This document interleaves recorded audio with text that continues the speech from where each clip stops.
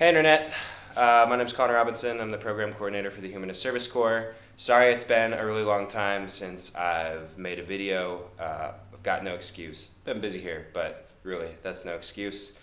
Internet's bad here, really, no excuse. Sorry. As I promised last time, I think it was more like, I don't know, a month and a half ago now, I've brought in one of the Humanist Service Corps volunteers. Right here we have Christian Hayden. And Christian is he's good at a lot of things, but in one of the areas where he really stands out is in language learning. I would say Christian has learned Dagbanli the best out of anyone here so far, and a lot of that has to do with his interest in just going out into the community and interacting with people, getting real language practice. I've asked Christian to share a little bit about himself today, and also something interesting that he's learned about the Dagomba culture through learning the Dagbanli language as we've been here the past 3 months. So I hope you find it interesting. Christian?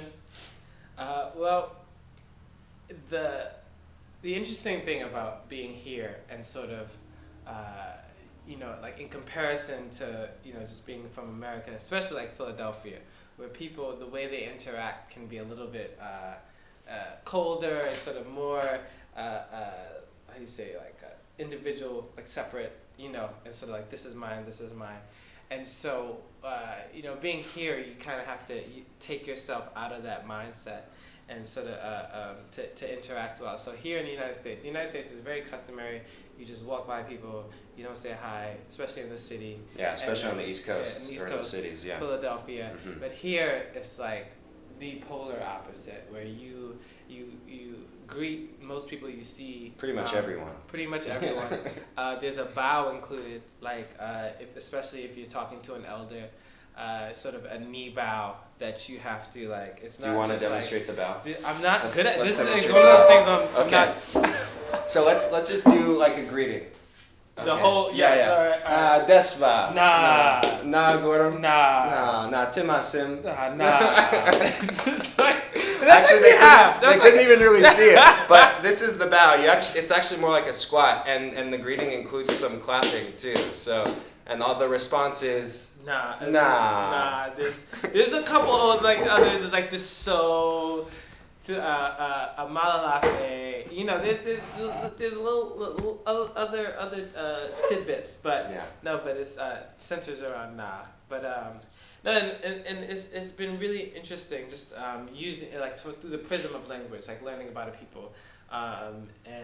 So recently I went to a couple of naming ceremonies, and my interest. So here, main religion is Islam. Most people are Islamic, but they get a Muslim name during the naming ceremony. But some people also get a Dagban name, like Dagomba. So they're sort of their tribe name, and it's kind of combines words and phrases together.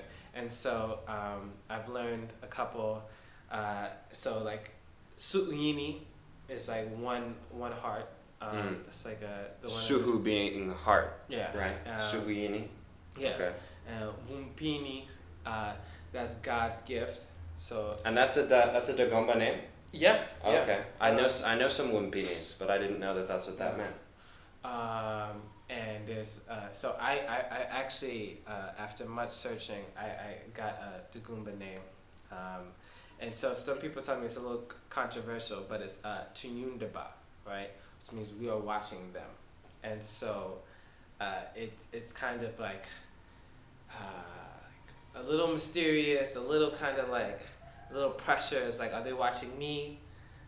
Am I part of the so the story that I was given was that if there's a conflict in the family and one of the members has a child, that when people involved in conflict and say we are watching them, it could be directed, or it could be seen as directed towards that family member that there's a conflict with.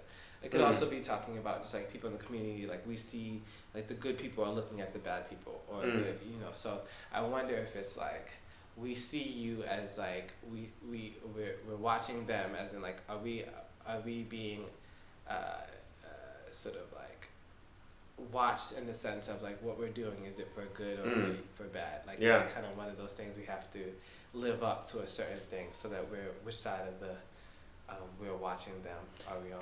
Yeah. It's also possible that they're mapping on or mapping a pre-existing name onto a new concept, right? Because maybe there are new reasons why we would be watched closely in ways that a Dagomba wouldn't be watched closely normally, just because we attract more attention by being here. Yeah, and one of the other ways I was thinking is that like we are trying to learn, so like we're actually watching. We're watching Dagomba people, so we're trying to learn.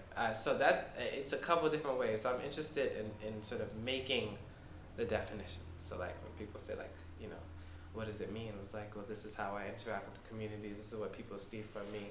So maybe I can live up to that. So. Well, yeah, may it be so. So thanks for sharing with us, Christian, and thanks for watching. For the next few videos, I'm going to be interviewing HSC volunteers, and I'm going to be asking them to share a little bit about their experience, some cultural learnings that they have had. Keep in mind that we are approaching the opening of the application window for the 2016-2017 Humanist Service Corps.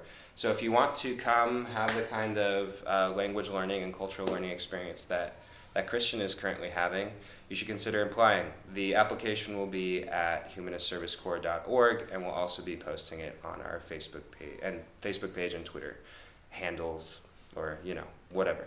Well, it'll be on social media. So anyway, thanks for watching. Come now. Yeah, come now. Come. It means come. Yeah, so you should apply. All right. Until next time.